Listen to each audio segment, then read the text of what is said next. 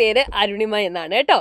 അപ്പൊ ഇന്ന് അരുണിമ ടീച്ചർ നിങ്ങൾക്ക് പഠിപ്പിച്ചു തരാൻ വേണ്ടി പോകുന്നത് EVS വളരെ പ്രധാനപ്പെട്ട ഒരു ആശയമാണ്.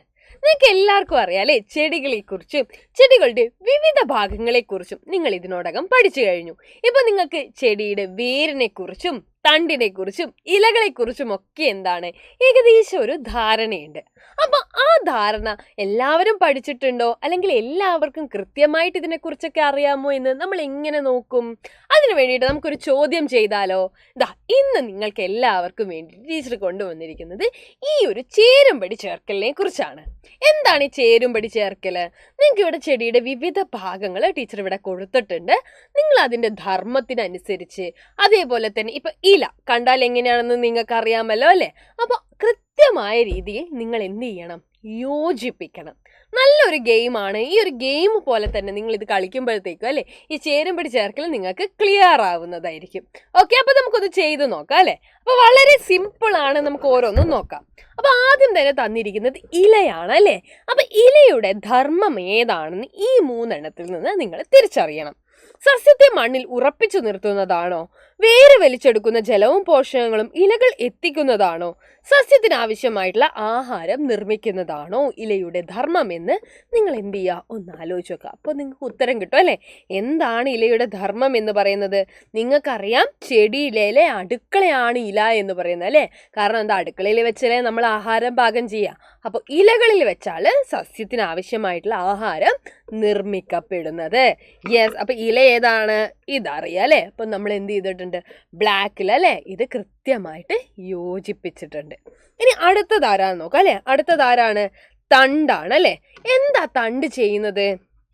തണ്ട് സസ്യത്തെ മണ്ണിൽ ഉറപ്പിച്ചു നിർത്തുകയാണോ, അല്ലെങ്കിൽ വേര് വലിച്ചെടുക്കുന്ന ജലവും പോഷകങ്ങളും ഇലകളിൽ എത്തിക്കുകയാണോ?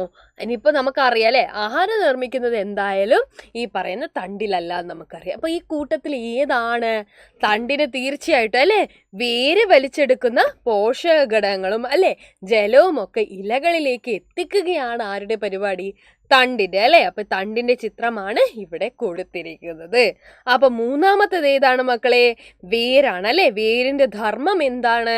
വേരിന്റെ ധർമ്മം എന്ന് പറയുന്നത് അല്ലെ സസ്യത്തെ മണ്ണിൽ ഉറപ്പിച്ചു നിർത്തലാണ് അല്ലെ. നിങ്ങൾക്ക് ഇവിടെ വേര് കാണാൻ വേണ്ടി സാധിക്കുന്നില്ലേ? ഇതുപോലെ നമുക്ക് എന്ത് ചെയ്യാം? യോജിപ്പിച്ച് വരയ്ക്കാൻ വേണ്ടി പറ്റും. ഓക്കെ, അപ്പൊ ഈ ഒരു പ്രവർത്തനമാണല്ലേ നമ്മൾ ഇന്ന് ചെയ്തിരിക്കുന്നത്. അപ്പൊ നിങ്ങൾക്ക് ഇതെല്ലാവർക്കും മനസ്സിലായില്ലേ? ഇനി എല്ലാവരും ടീച്ചറുടെ കൂടെ ഒന്നുകൂടെ നമുക്കിതൊന്ന് വരച്ചു നോക്കിക്കഴിഞ്ഞാലോ? എല്ലാവർക്കും ഒന്നുകൂടെ ടീച്ചർ കാണിച്ചു തരാവേ. ഇലയാണെങ്കിൽ അല്ലെ, ഇല എന്ത് ചെയ്യും? സസ്യത്തിന് ആവശ്യമായിട്ടുള്ള അല്ലെ ആഹാരം നിർമ്മിക്കുന്നുണ്ട്. ആ ആഹാരം എന്ത് ചെയ്യുന്നുണ്ട്? എല്ലാ ഭാഗങ്ങളും അല്ലെ, എല്ലാ ഭാഗങ്ങളും എത്തുന്നത് എവിടെ നിന്നാണ്? ഈ ഇലയിൽ നിന്നുണ്ടാക്കി പിന്നീട് വിവിധ ഭാഗങ്ങളിലേക്ക് പോവുകയാണ് അല്ലെ ചെയ്യുക. അപ്പൊ സസ്യത്തിന് ആവശ്യമായിട്ടുള്ള ആഹാരം നിർമ്മിക്കുന്നു ഇല. ഇങ്ങനെ നിങ്ങൾക്ക് യോജിപ്പിച്ചെടുക്കാം. അടുത്തത് തണ്ടാണ്. തണ്ട് എന്താ ചെയ്യുന്നത്? പോഷകങ്ങളും അല്ലെ ജലങ്ങളും ഒക്കെ ഇലകളിൽ എത്തിക്കുകയാണ് ചെയ്യുന്നത്. അതും നമ്മൾ വരച്ചു ചേർത്തിട്ടുണ്ട്. അടുത്തതായിട്ടല്ലേ വേര് സസ്യത്തെ മണ്ണിൽ ഉറപ്പിച്ചു നിർത്തുന്നു.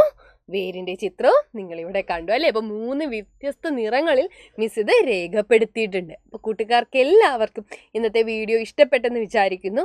അപ്പൊ ബാക്കിയുള്ള ചെടിയുടെ ഭാഗങ്ങളുടെ ധർമ്മങ്ങളും നിങ്ങൾ എന്ത് ചെയ്യുക? പഠിച്ചു വെക്കുക. മറ്റൊരു അടിപൊളി വീഡിയോ ആയിട്ട് നമുക്ക് വീണ്ടും കാണാം കേട്ടോ. ബൈ.